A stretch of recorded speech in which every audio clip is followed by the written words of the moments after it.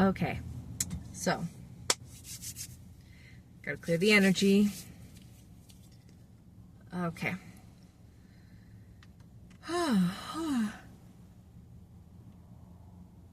That was a good clearing right there.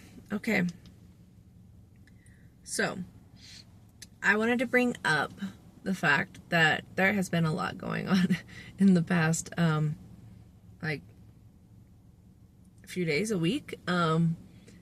So many downloads that I have had that I need to make videos on, and they will be coming. I am working on it. Okay, as I like slip and slide and fall in my car, I wanted to bring up the first one that is coming to mind is the fact that I just recently had a moment where I almost went against my intuition. Well, I did go against it, but then I caught myself in the moment and I realized what I was doing and was able to correct it. Okay. So, let me give you my story about what recently just happened. Okay. So, there is this guy at work. Doesn't work the same shift as I do, but he has been interested in trying to, talk to me and everything like that. So, first red flag. Now, let me give a little bit of a backstory before I go deep in. So, a little bit of a backstory is the fact that I have struggled with picking good people because of the fact that I grew up in such a toxic family that what I saw was normal and good and like right was twisted and distorted and wrong. So my picker, as they put it in like treatment, as in like, in treatment centers, they say your picker is broken. Okay. So my picker has been pretty broken. Okay. And so for a long time, I have been trying to fix it. People, if you grew up in a toxic household and they say, well, didn't you see the red flags? I didn't see any flags. They all seemed clear to me, and so it's okay. I get it. You have to learn how to see red flags. You have to learn how to spot the things that are not right. Okay. So with the fact that, I'm opening up the windows. It's getting hot in this car. So I wasn't paying, I wasn't able to see red flags very well. So now I have been working on learning that and everything. Like all throughout my healing journey, I've been learning to see what a red flag is and stuff like that. And I've learned to see, looking in my past, where the red flags were at. Okay. So I bring this up because here is where I was testing myself. Okay. When I say testing myself, I mean in the concept of we are the creators of our reality.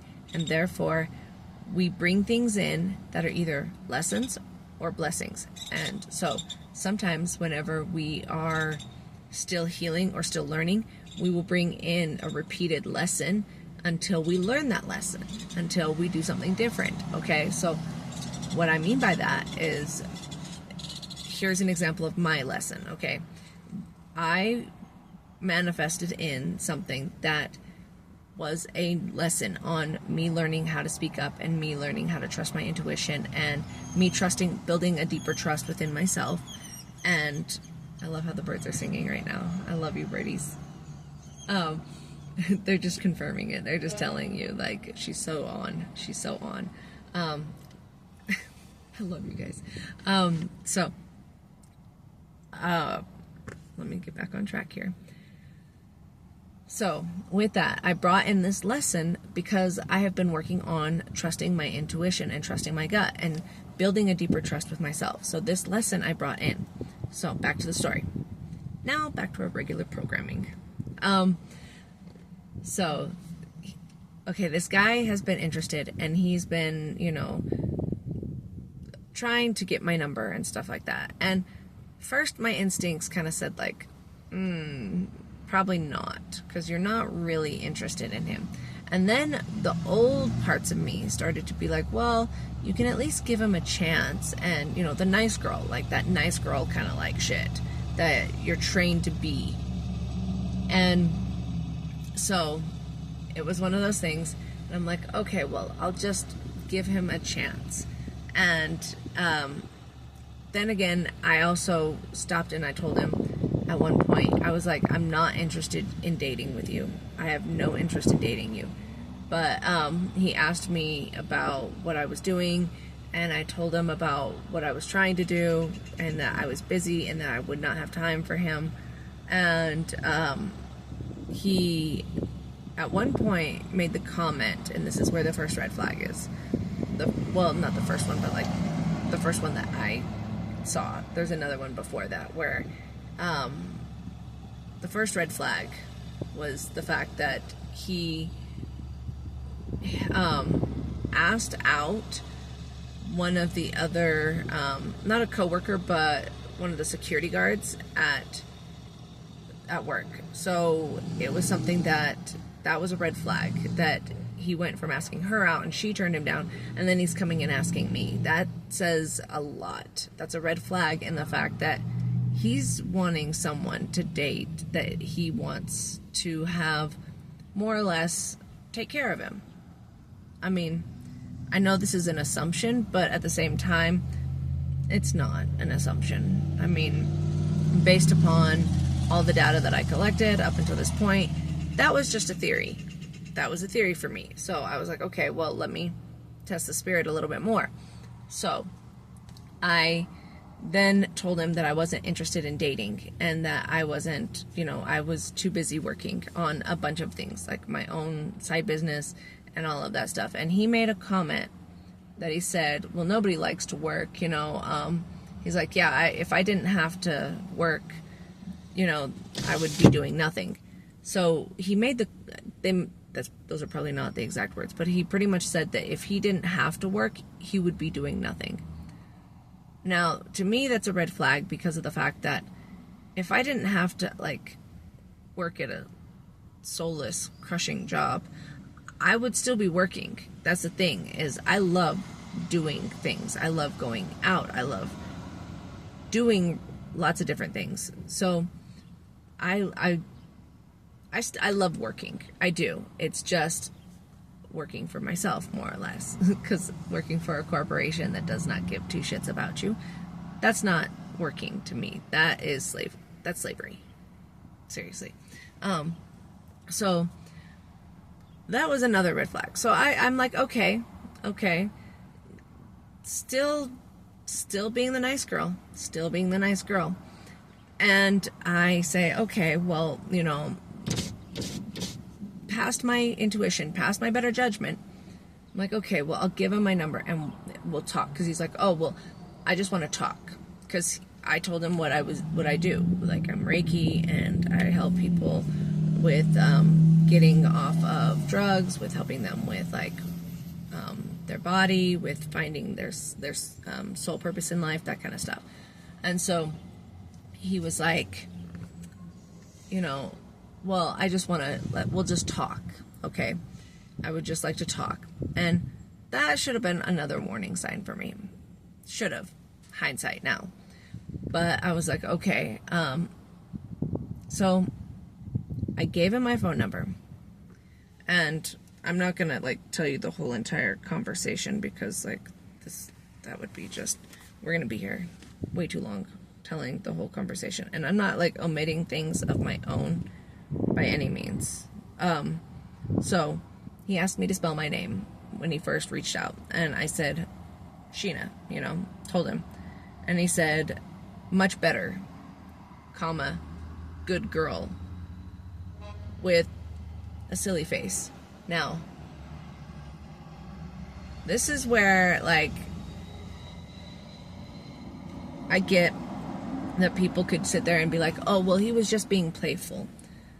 One, if you are trying to get with someone and you are, you know, you don't really know that person that well, I feel like it is something that you should be respectful. Just saying. You don't need to tell someone good girl. That is demeaning. That is disrespectful. That is so wrong. And for a second thing, that is a trigger for me. That is a huge fucking trigger for me. If you tell me good girl and we are not, like, on a level of where I can flirt with you and be friends with you like that, don't you dare tell me good girl. No. No, no, no, no, no, no. I don't know how many no's I can say right now, but no. Don't. That is not okay. One, you were pushing the boundaries to see what you can get away with. And whenever I did call him out on it, you know, I was like, yeah, no, we haven't reached that level where you get to call me good girl. And he just laughed it off. That's all he did. LMAO. That is a warning sign right there. Like, you don't take me seriously. You apparently think that you're going to, and I say toxic because I'm not going to label in narcissistic, sociopathic, or psychopathic or anything like that, because there's so many of them and the lines kind of blur and there's only certain ways to indicate, and I'm not going to rack my brain spending time trying to figure out which one he falls under. Not going to do it. I've already dated enough psychopaths, sociopaths, narcissists in my time that I know what the pattern looks like. I know what the pattern looks like. And this is the start of the pattern right here. Being disrespectful, calling me good girl. You don't call me good girl. That goes back to when I was sex trafficked and I was told to be a good girl. Whenever I was told I had to be the good girl, and I was told good girl like a dog. So therefore, that when that was said, oh Lord, I had a special kind of rage that like came up from the fires of hell that came up, and I was just like, oh fuck no, you don't. And that's why whenever I made that comment, and I still tried to give him the benefit of the doubt, still, even after those red flags, still. So, you know, I still continued talking to him, and he still kept trying to make small talk, you know, be nice, that extra nice, you know, going, even when I was prickly and everything like that with him, he was still being extra nice, which is also a flag in the fact that he's trying to kind of love bomb, but he can't quite. Do you know what I mean? Like, he's trying to do that. And then he's, you know, as he tries, and this is where like things get a little bit more rocky in the fact that as far as the good girl comment meant, the good girl comment meant it playfully, silly girl.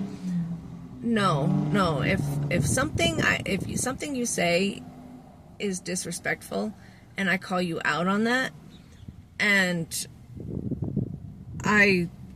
so I didn't call him out just yet. I eventually said the next day, because I was just like, no, I need to think about this before I say anything, because I'm at that point in my life where I've hit that moment where I am not going to let my emotions take control of me. So I have the ability to turn around and I can tear you apart with my words. And I have done it before, and I have hurt people with my words, and I won't do that. I will choose to be kind with my words, but also assertive. So the conversation went like this. I'm sorry, Aaron. I shouldn't have given you my number. Like I said earlier, I'm not interested in dating, especially now that things are difficult with my son. I don't want to lead you on, and I don't have much time to give to another person outside of my kids. I hope you understand. And he made the comment, not trying to date, just wanted to get to know you is all. Then he asked how things were going. Redirection. He did a redirection. And so asked me what was going on and all of that stuff. And I told him what was going on. He's offering to be of help. And then he makes the comment of, and as far as dating will happen, that will happen later. it would be silly to think we have no interest in one another.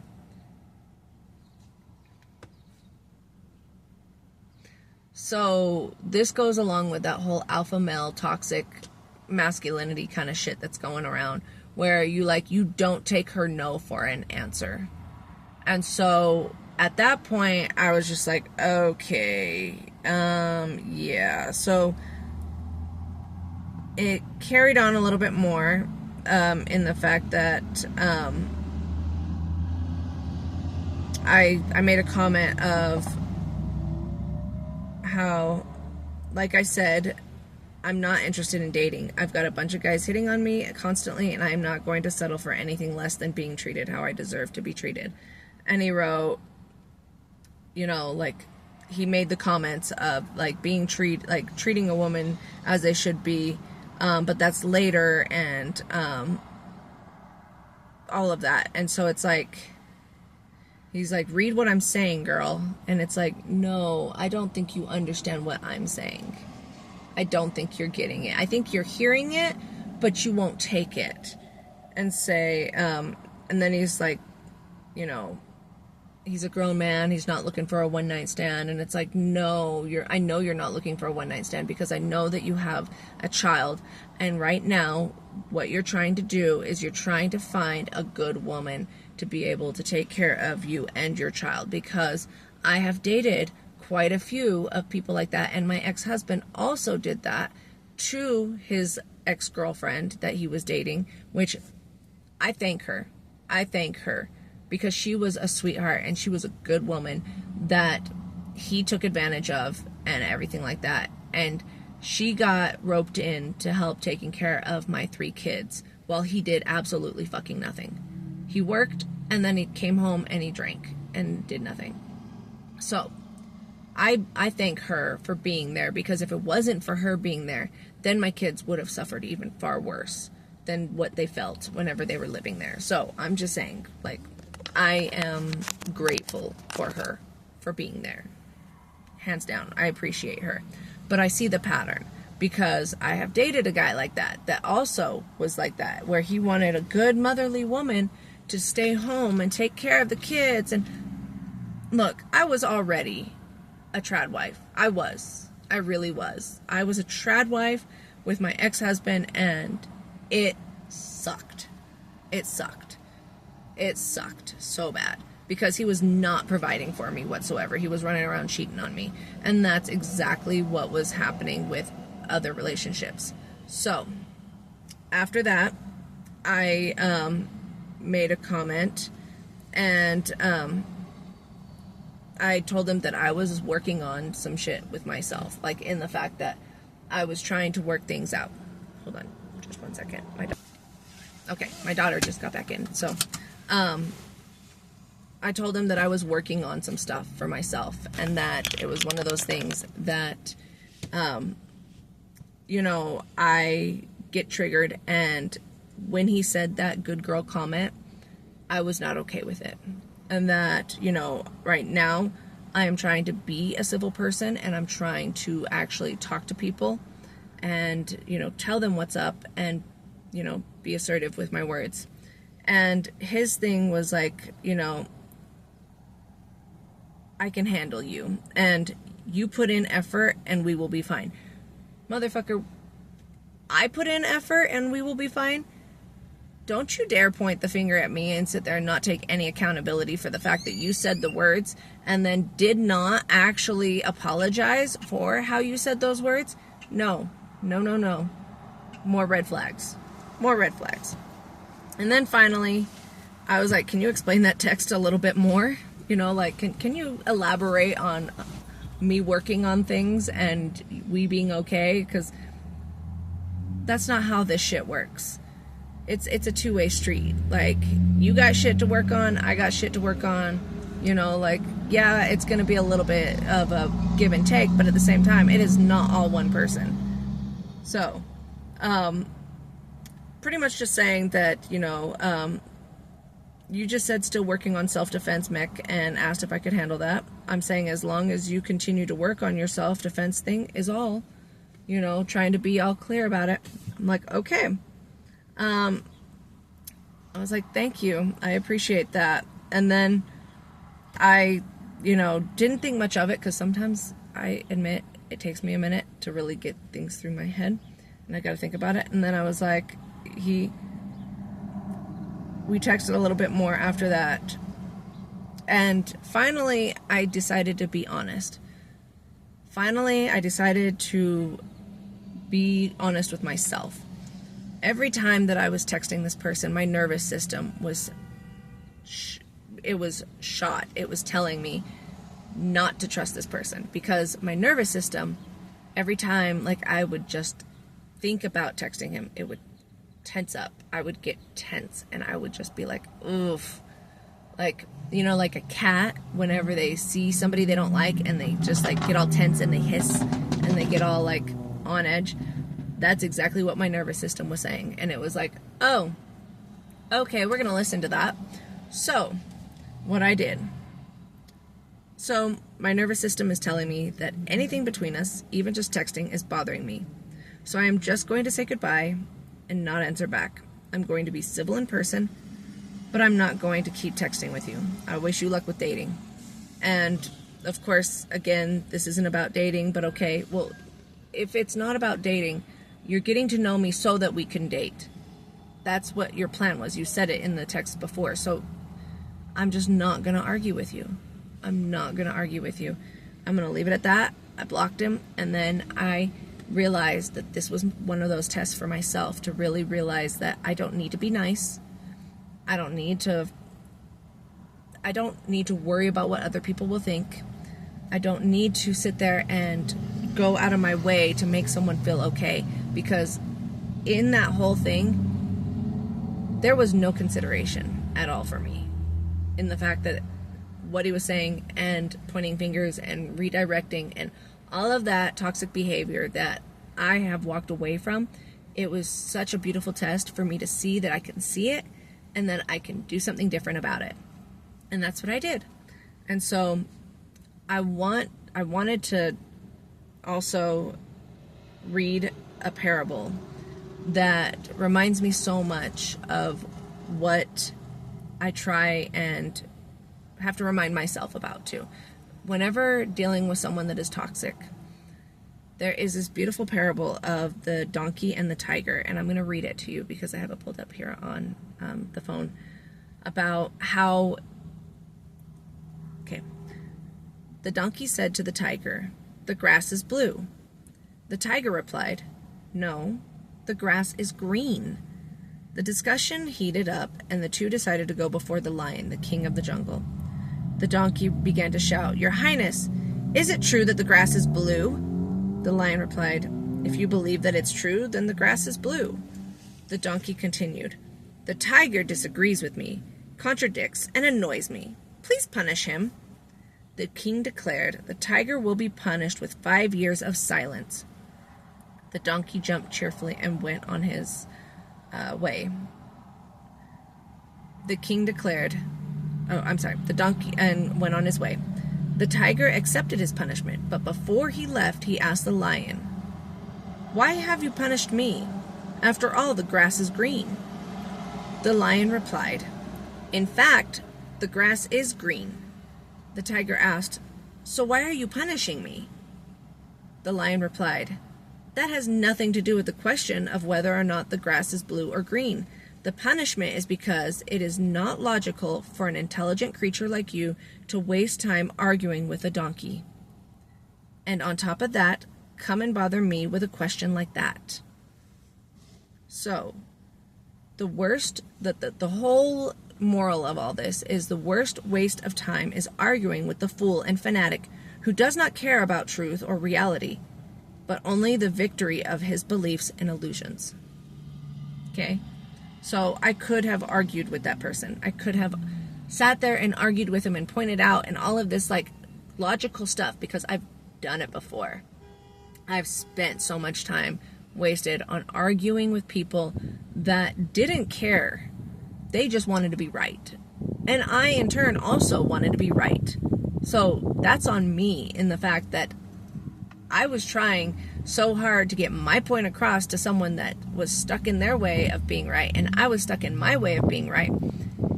And there was no point in it because it was just going to be a stalemate regardless.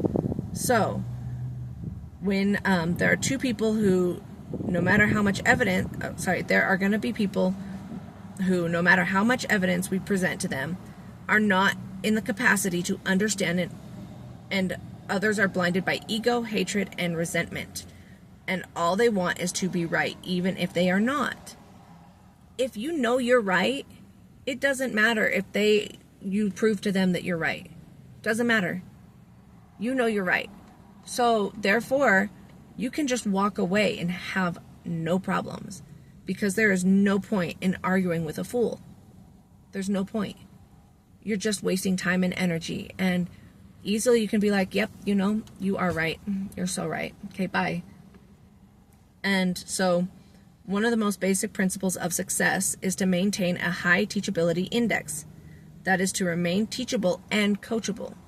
So, you will find that the most successful people are always keeping their mind and ears open to improvement, but only from those that are more successful than them in whatever aspect of life they are trying to improve in.